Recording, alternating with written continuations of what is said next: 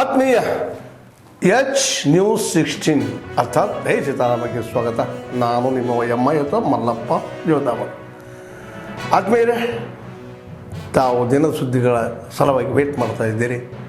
ಬರ್ತಾ ಇದ್ದಾವ, ಏನೇನು ನಡೀತಾ ಇದೆ, ಏನೇನು ಇಲ್ಲ ಅನ್ನೋದನ್ನು ನೀವು ನೋಡ್ರಿ.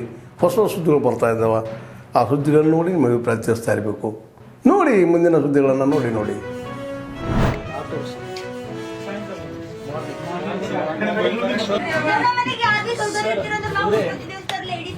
ಡೆತ್ ನೋಟ್ ಅವ್ರಿಗೆ ಹೋಗಿ ತೋರಿಸ್ತಾರ. ಅವಾಗ ಒಂದು ಮೊಬೈಲ್ ನಂಬರ್ ತಗೊಂಡು ಈಗ ಲೋಕಲ್ ಸ್ಟೇಷನ್ ನಾನು ಏನು ನಮ್ಮಲ್ಲಿ ಬಂದ ಕೂಡಲೇ ಮಾಡಿದ್ದು ಪೊಲೀಸ್ ನೆಗ್ಲಿಜೆನ್ಸಿ.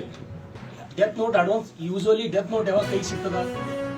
ನ್ಯಾಯ ಸಿಗೋರಿಗೆ ಹೋರಾಟ ಮಾಡ್ಲಿಕ್ಕೆ ನಮ್ಮ ಪಕ್ಷ ನಿಮ್ಮ ಜೊತೆ ಇದೆ. ರಾಜ್ಯಾಧ್ಯಕ್ಷರು ಬರ್ತಾರೆ, ವಿರೋಧ ಪಕ್ಷ ನಾಯಕರು ಎಲ್ಲರೂ ಬರ್ತೀನಿ ಅಂತ ಹೇಳಿದ್ದಾರೆ.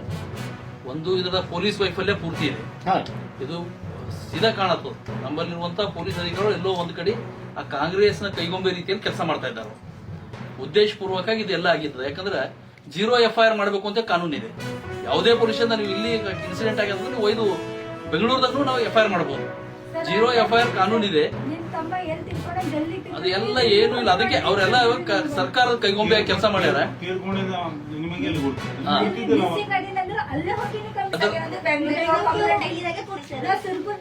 ಪರ್ಸೆಂಟ್ ಬರ್ತದೆ, ಅಲ್ಲಿ ಮಿಸ್ ಆದ್ರೆ ಇವ್ರು ಅಲ್ಲಿ ಟ್ರಾನ್ಸ್ಫರ್ ಮಾಡ್ಬೇಕಂತ ಕೇಸ್. 0 FIR ಆಗಿದ್ರೆ ಆಗಿಲ್ಲ ಕಾನೂನು. ಸಸ್ಪೆಂಡ್ ಮಾಡಿದ್ರೆ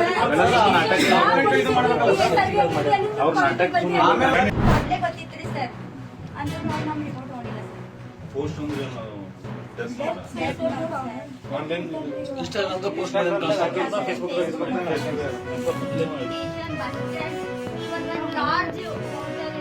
ಮುಂಚೆ ಏನು ಹೇಳಿದ್ದು ನಿಮ್ಮ ಮನೆಗೆ ಎಲ್ಲ ಸಣ್ಣ ಅವನೇನ ಮತ್ತೆ ಮರುದಿವಸ ಬೆಳಗ್ಗೆ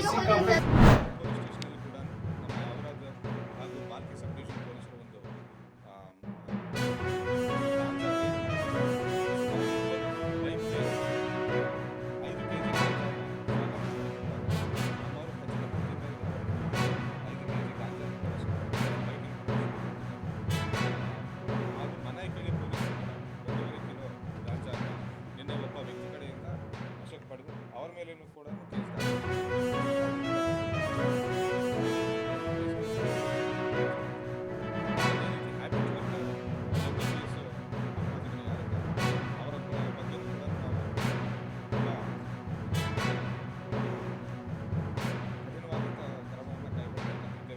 ಈಗಾಗಲೇ ಸುಮಾರು ಜನರನ್ನು ನಾವು ಗಡೀಪಾರು ಮಾಡಿದ್ದೇವೆ.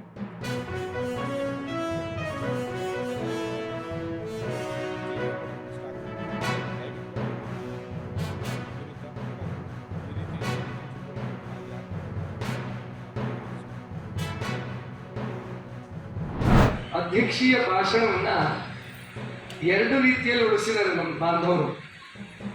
ಒಂದು ಮಾತೃಛಾಯದವರು ಬ್ರೈಲ್ನಲ್ಲಿ ಸಂಪೂರ್ಣವಾಗಿ ಪ್ರಿಂಟ್ ಮಾಡಿದ್ದಾರೆ, 18 ಪೇಜ್ ಮಾಡಿದ್ದಾರೆ.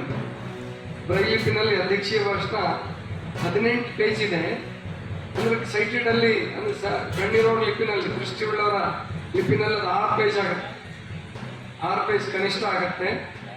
ಅಂತಹ ಸ್ಮರಣ ಸಂಚಿಕೆಯ ಒಳಗಡೆ ಆ ಭಾಷಣವನ್ನು ಸಂಪೂರ್ಣ ಕೊಟ್ಟಿದ್ದಾರೆ. ಅದು ಅಡ್ವಾನ್ಸ್ ವರ್ಷನ್ ಅಂದರೆ ಎಡಿಟ್ ವರ್ಷನ್ ಸ್ಮರಣ ಸಂಚಿಕೆ ಒಳಗೆ ಕೊಟ್ಟಿದ್ದಾರೆ.